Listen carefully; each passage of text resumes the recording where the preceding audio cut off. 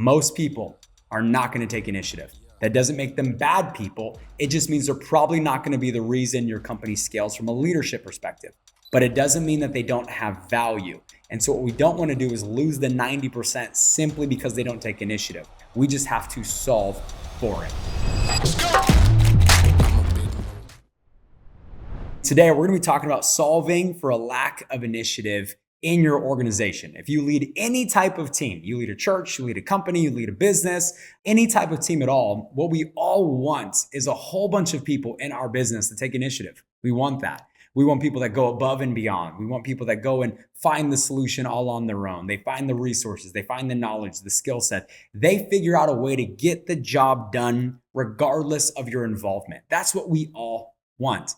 But the fact of the matter is most people do not operate that way. In fact, only 10% of people operate with initiative. The other 90% don't.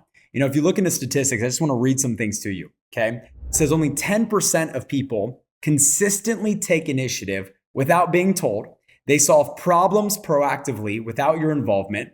They create opportunities all on their own, and they're incredible at driving results regardless of whether or not you are there. That's 10% of people.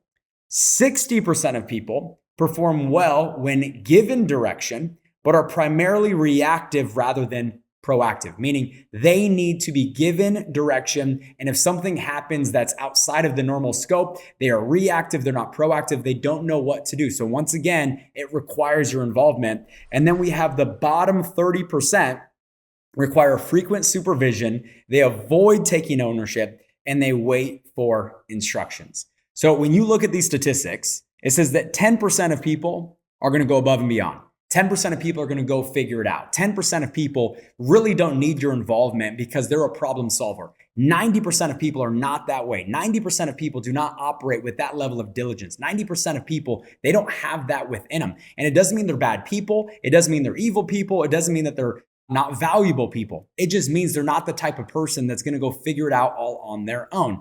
And so as a leader, as an entrepreneur, you have a couple of options. You can, number one, only cater to the 10%, but then you're going to lose 90% of people that come into your business. Or you can solve for the 90%, which is going to lead to an increase of retention, increase of growth, and overall scale when it comes to your business and your team. And so what are some of the things that we can do to really make sure that we hold the hands of this 90%? Let's dive into that. So number one, like I just mentioned, you got to hold their hand every step of the way. People do not feel confident executing if they don't know that there's a guarantee on the other side of it. So when you're looking at the 90%, when you're looking at the masses will not execute without a guarantee. And so you need to hold their hand every step of the way through everything. You got to show them exactly what to do, how to do it, why it's so important. And you got to remove opportunity for error because people are scared to fail. So that's number one. You have to make sure that every person's hand gets held all the way through the process. Number two, have systems and processes in place that remove thinking.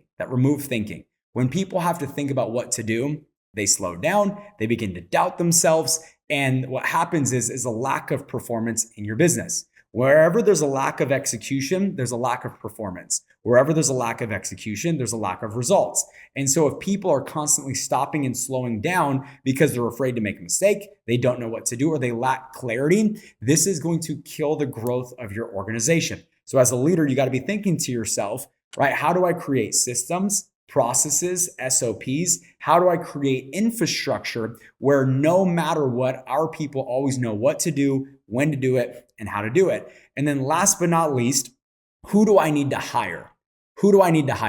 Because if you are growing and you are scaling, there's only one of you. So you might know what to do, but there's only so much of you to go around. You need to be thinking to yourself, who do I need to hire for every single role? So whenever our people do come to a halt, whenever our people do get confused, whenever our people do get lost, they know exactly who to go to for what, knowing that these people are going to hold their hand all the way through the process. So I know number one was hold their hand. That's what you need to be thinking as a sales trainer, as a leader. I know number two is have the systems and processes and have the SOPs in place. But number three is what level of infrastructure do you have from employment or a staff perspective that's there to be the point of contact at any point in time to make sure that people can get done what they need to get done.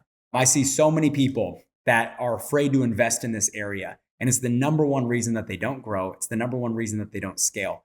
The bigger our company has gotten, the more people I need to hire, because the more points of contact that I need to create for everyone in our organization to have. So that way, if they ever need something, they reach out to these people, they get an answer quickly, and they can get right back to executing, which ultimately drives performance, drives results, and drives production. So guys, we have to realize most people are not going to take initiative. That doesn't make them bad people. It just means they're probably not going to be the reason your company scales from a leadership perspective. But it doesn't mean that they don't have value. And so what we don't want to do is lose the 90% simply because they don't take initiative. We just have to solve for it. And if you do this, watch your production grow, watch your retention increase, watch your profits excel, just watch everything get to the next level if you can solve for the other 90%. Stop waiting on people to just figure it out, because most likely they're not going to. Guys, if you got something out of today's message in any way, do me a favor, like, share, subscribe, tell somebody about it. Obviously, we put out all this content for free. All we ask is that if you ever learn something, you tell somebody. Thank you guys. We appreciate you. We'll see you guys next week. Let's get it.